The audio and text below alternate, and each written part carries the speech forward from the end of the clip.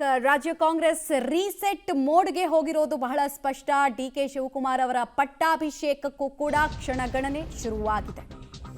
CM ನಿವಾಸದಲ್ಲಿ ಆಪ್ತೇಷ್ಟ ಸಚಿವರು ಈಗಲೂ ಕೂಡ ಇದ್ದಾರೆ. ಬ್ರೇಕ್ಫಾಸ್ಟ್ ಅಂತ ಬಂದವರು ಬ್ರೇಕ್ಫಾಸ್ಟ್ ಮುಗಿದ್ರೂ ಕೂಡ ಸಿಎಂ ನಿವಾಸದಲ್ಲೇ ಸಚಿವ ಮಹದೇವಪ್ಪ, ಸತೀಶ್ ಜಾರಕಿಹೊಳಿ, ಬೈರತಿ ಸುರೇಶ್ ಸೇರಿ ಹಲವು ಸಚಿವರು ಈಗಲೂ ಅಲ್ಲೇ ಇದ್ದಾರೆ.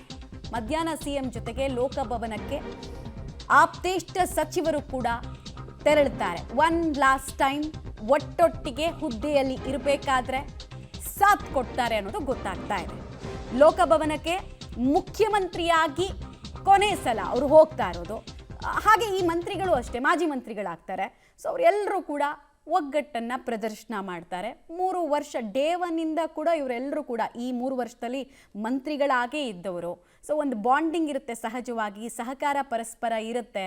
ಮತ್ತು ಎಲ್ಲಕ್ಕಿಂತ ಹೆಚ್ಚಾಗಿ ನಂಬಿಕೆಯ ಬಂಟರ ರೀತಿ ಇದ್ದವರು ಕೆಲವರು. ಸೊ ಅವರೆಲ್ಲರಿಗೂ ಕೂಡ ಬೇಸರದ ಸಂಗತಿ.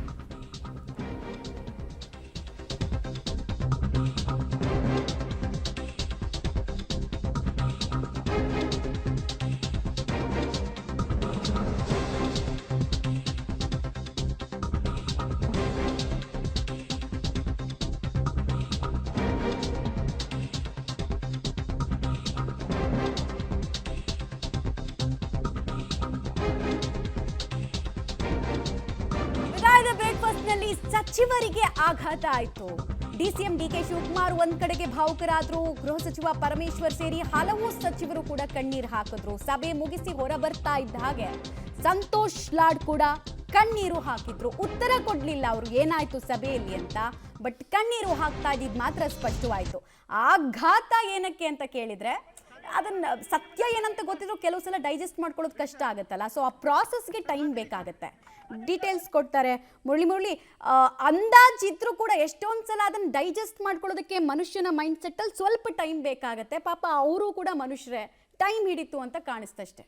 ಖಂಡಿತವಾಗಿಯೂ ಮಮತಾ, ಯಾಕೆಂದರೆ ಪ್ರಮುಖವಾಗಿ ದೆಹಲಿಗೆ ಹೋದಂಥ ಸಂದರ್ಭದಲ್ಲೂ ಕೂಡ ಯಾರು ಕೂಡ ನಿರೀಕ್ಷೆಯನ್ನು ಮಾಡ್ಕೊಂಡಿರಲಿಲ್ಲ. ಇವತ್ತು ಇಷ್ಟು ಬೇಗ ಬದಲಾವಣೆಗೆ ಸೂಚನೆಯನ್ನು ಕೊಡ್ತಾರೆ ಹೈಕಮಾಂಡ್ ಅನ್ನೋದ್ರ ಬಗ್ಗೆ. ಯಾಕೆಂದರೆ ರಾಜ್ಯಸಭೆ, ವಿಧಾನ ಪರಿಷತ್ ಈ ಚುನಾವಣೆಗಳಿತ್ತು, ಅದಕ್ಕೋಸ್ಕರ ಒಂದಷ್ಟು ಟೈಮನ್ನು ತೆಗೆದುಕೊಳ್ತಾರೆ. ಅದಾದ ನಂತರ ಮತ್ತೆ ಶಾಸಕರ ಜೊತೆಯಲ್ಲಿ ಮಾತನಾಡ್ತಾರೆ. ಅದಾದ ಬಳಿಕ ಮುಂದಿನ ಪ್ರಕ್ರಿಯೆಗಳಾಗ್ಬೋದು, ಅದಕ್ಕೊಂದಷ್ಟು ಮತ್ತೆ ಟೈಮ್ ಬಾಂಡನ್ನು ಹಾಕುವಂಥ ಸಾಧ್ಯತೆಗಳಿರ್ತವೆ ಅಂತೇಳಿ ಎಲ್ಲರೂ ಕೂಡ ನಿರೀಕ್ಷೆಯನ್ನು ಇಟ್ಕೊಂಡಿದ್ರು. ಆದರೆ ಏಕಾಏಕಿ ಕೇವಲ 2-3 ದಿನದೊಳಗೆ ಇಡೀ ಪ್ರಹಸನ ಮುಗೀತದೆ ಅಂತ ಹೇಳಿದ ಸಂದರ್ಭದಲ್ಲಿ ಸಾಮಾನ್ಯವಾಗಿ ಅತ್ಯಂತ ಆಪ್ತ ಯಾರಿದ್ರು ಅವ್ರಿಗೆ ಈ ರೀತಿಯ ಶಾಕ್ ಆಗುವಂಥದ್ದು ಸರ್ವೇ ಸಾಮಾನ್ಯ. ಯಾಕೆಂದ್ರೆ ಸಭೆ ಕರೀತಾರೆ, ಸಭೆನ ಕರೆದಂಥ ಸಂದರ್ಭದಲ್ಲಿ ಬ್ರೇಕ್ಫಾಸ್ಟ್ ಮೀಟಿಂಗ್ ಇತ್ತು. ಆ ಬ್ರೇಕ್ಫಾಸ್ಟ್ ಮೀಟಿಂಗ್ನಲ್ಲಿ ಏಕಾಏಕಿ ಏನು ತಮ್ಮ ನಿರ್ಧಾರ ಏನಿತ್ತು, ನಿರ್ಧಾರವನ್ನ ಹೊರ ಹಾಕುವಂಥ ಕೆಲಸವನ್ನ ಸಿಎಂ ಸಿದ್ದರಾಮಯ್ಯ ಅವರು ಮಾಡಿರುವಂಥದ್ದು.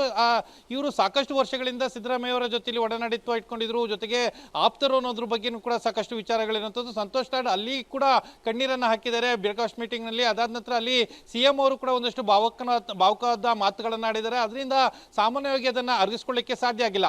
ಹೊರಗಡೆ ಬಂದಂಥ ಸಂದರ್ಭದಲ್ಲಿ ಮಾಧ್ಯಮಗಳ ಜೊತೆಲಿ ಅವರು ಮಾತಾಡಲಿಲ್ಲ. ಆದರೆ ಕೇವಲ ಅವರ ಏನು ಎಕ್ಸ್ಪ್ರೆಷನ್ಸ್ ಇರ್ಬೋದು, ಅವರ ಕಣ್ಣೀರಿನ ವಿಚಾರ ಇರ್ಬೋದು, ಅದರ ಮೂಲಕ ತಮ್ಮ ಏನು ವಿಚಾರಗಳನ್ನು ಹೊರ ಹಾಕುವಂಥ ಪ್ರಯತ್ನಗಳನ್ನು ಮಾಡಿದರು. ನನಗೆ ಸಾಕಷ್ಟು ಬೇಸರ ಆಗಿದೆ, ಆ ಬೇಸರವನ್ನು ನಾನು ಈ ಮೂಲಕ ವ್ಯಕ್ತಪಡಿಸ್ತಾ ಇದ್ದೀನಿ ಅಂತೇಳಿ ಅವರು ಕಣ್ಣೀರಿನ ಮೂಲಕ ವ್ಯಕ್ತವನ್ನು ಪಡಿಸಿರುವಂಥದ್ದು. ಜೊತೆಗೆ ಅವರು ಮಾಧ್ಯಮಗಳ ಜೊತೆಲಿ ಮಾತಾಡಲಿಲ್ಲ, ಕೇವಲ ಈ ರೀತಿ ತಮ್ಮ ಭಾವನೆಗಳನ್ನು ಎಕ್ಸ್ಪ್ರೆಷನ್ ಕೊಟ್ಟು ಹೊರಗಡೆ ಹೋಗಿರುವಂಥದ್ದು.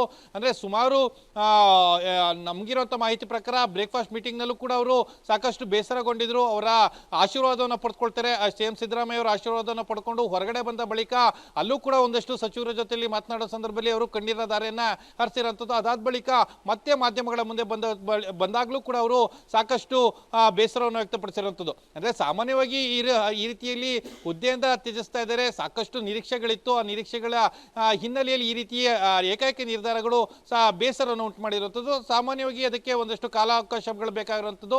ಆ ಕಾಲಾವಕಾಶಗಳ ತೆಗೆದುಕೊಂಡ ಬಳಿಕ ಮುಂದಿನ ನಿರ್ಧಾರಗಳೇನಾಗ್ತದೆ ಆ ನಿರ್ಧಾರಗಳ ಜೊತೆಯಲ್ಲಿ ಸಚಿವರುಗಳು ಕೂಡ ನೀಡಬೇಕಾಗಿರುವಂಥದ್ದು. ಮಮತಾ.